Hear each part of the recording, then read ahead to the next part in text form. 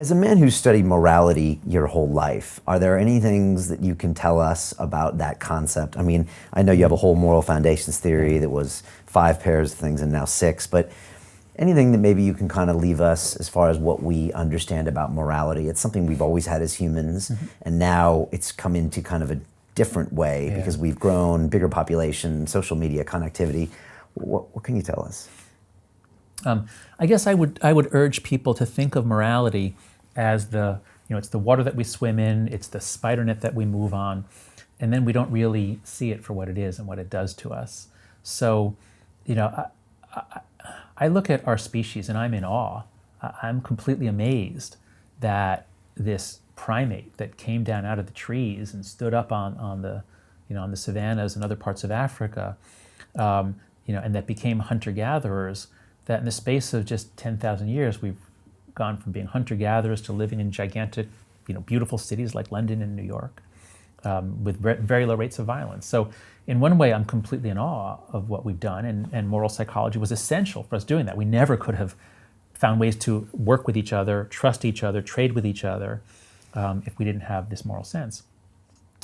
But at the same time, our morality is a tribal morality developed for small hunter-gatherer groups that were frequently in conflict with each other.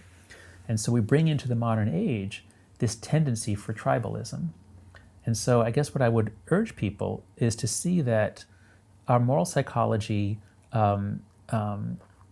allows it, well, let's see, how can I put this in a way which is more of like a lesson or something interesting to say, that while we're all moral creatures, in a way we're also puppets and marionettes. And we're easily manipulated by others.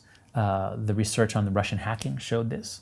It turns out that the Russians didn't need bots. The bots weren't that important. All they had to do was put fake news and sometimes real news into circulation, and Americans forwarded them gladly. So we were easily exploitable. And so I guess I would say recognize that we are this miraculous species with this tribal morality that somehow managed to transcend it and create very peaceful, rapidly progressing societies. That's amazing. And always remember that when you're judging someone else, you are locked in your moral matrix. You are locked in a set of meanings and understandings that seem totally compelling to you, and someone else is in a different network. And just as you might be actually pretty good at not judging people in other nations, you might be pretty good at being tolerant about people who live in different societies and say, well, I don't know what their life is like, I'm not going to judge their practice, or at least I'll be a little bit more morally humble, I'll be a little more tolerant. You might be good about that. But it turns out in our modern age, lots of subgroups within the country, and especially left versus right, are now like different societies. And it's hard to be tolerant because those people are far away, and these people are competing with us for who controls the Congress or the Parliament. So it's hard to be tolerant, and they're not exactly the same. But I guess I would urge just a little bit more moral humility, slow down, be a little less judgmental, read Buddha, read the Bhagavad Gita, read the happiness hypothesis, which goes through the research on all these ancient ideas, and just be a little bit more forgiving. Try to imagine a modern democracy in which now everyone's pursuing justice. Okay, that's great. But suppose you're pursuing justice, but with no forgiveness, no due process, no time to think. Just constant trials, public hangings, over and over and over again. Is that the kind of world you want to live in? And if not, then you can be part of the solution by stepping out. Don't join those things. And that's what we're doing on social media today. Exactly. Basically, That's that right. kind of frequency.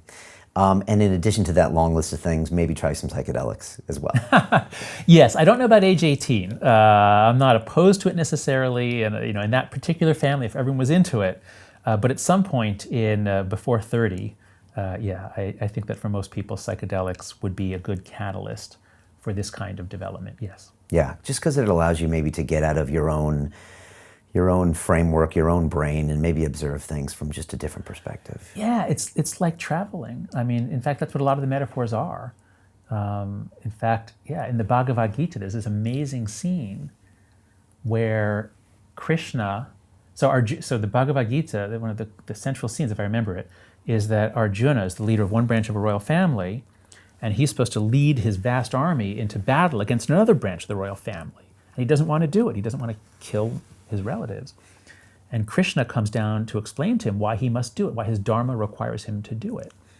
And he gives him a lecture on the nature of the universe.